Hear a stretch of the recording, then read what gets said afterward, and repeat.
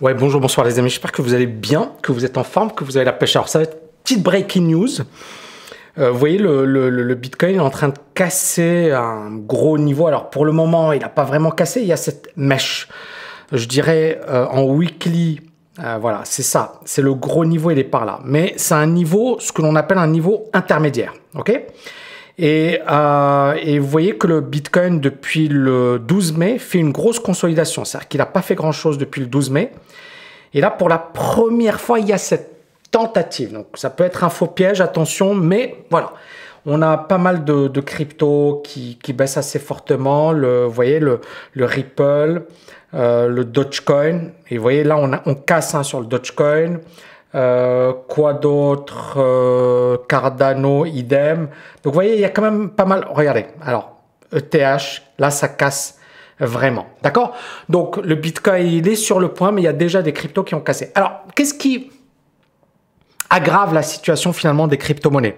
Il y a deux gros articles que j'avais envie de partager avec vous. Tout d'abord, là vous avez le régulateur européen qui dit il faut une régulation rapidement pour protéger les investisseurs.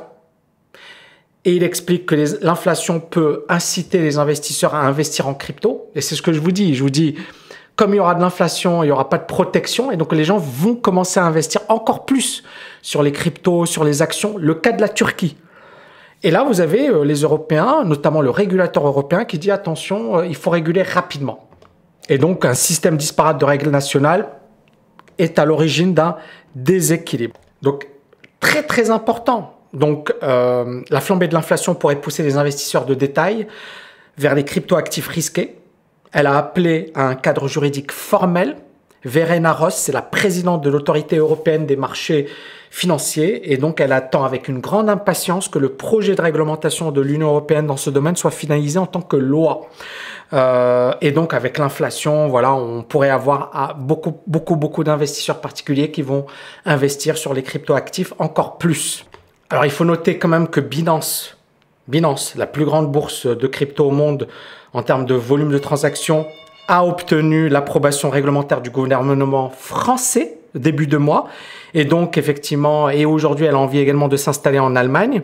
Bon, Christine Lagarde, je vous en ai parlé hier. François Villeroy de Galhau, ils sont tous très, très sceptiques. Ça ne vaut rien. Les cryptos, c'est une illusion. Hein, Et donc, clairement, aujourd'hui, il y a ce scepticisme des autorités, mais il y a également, voilà, concrètement, les régulateurs qui sont en train de dire on va faire voter des lois. Alors bien sûr, on a attribué la licence à Binance pour ensuite interdire les cryptos. Ça paraît complètement incohérent, mais tout est possible. C'est ça le truc, c'est que tout est possible et voilà, il y a aucune logique. Idem aux États-Unis, la Brainard, qui est de la Fed, elle dit il faut une régulation sur les crypto-monnaies. Donc pour elle, il faut de meilleures barrières réglementaires autour de ces instruments. Elle parle également de la volatilité actuelle et elle dit voilà, il faut y aller quoi, sur un plan notamment que ce soit sur le cadre réglementaire où un dollar numérique devrait être robuste pour l'évolution future du système financier. Elle a parlé également du stablecoin Terra USD. Le plongeon de Tether en dessous de $1, et ça c'est quand même assez grave. Et elle a affirmé que ces événements soulignent la nécessité de garde-fous réglementaires clairs. L'autre grosse news, c'est ça, c'est les États-Unis et la Chine. Biden qui a dit « je suis prêt à utiliser la force » et la Chine qui dit « attention, il y aura des conséquences ». Et en fait, on a l'impression que c'est une escalade et que ce n'est pas prêt d'arrêter. Alors, il y a un autre dossier, c'est sur la Russie. Et les États-Unis veulent que la Russie soit en faillite, d'accord? Je vais y revenir dessus sur une vidéo plus détaillée parce que ça sert à rien de le faire à la va-vite, de bâcler ce sujet important.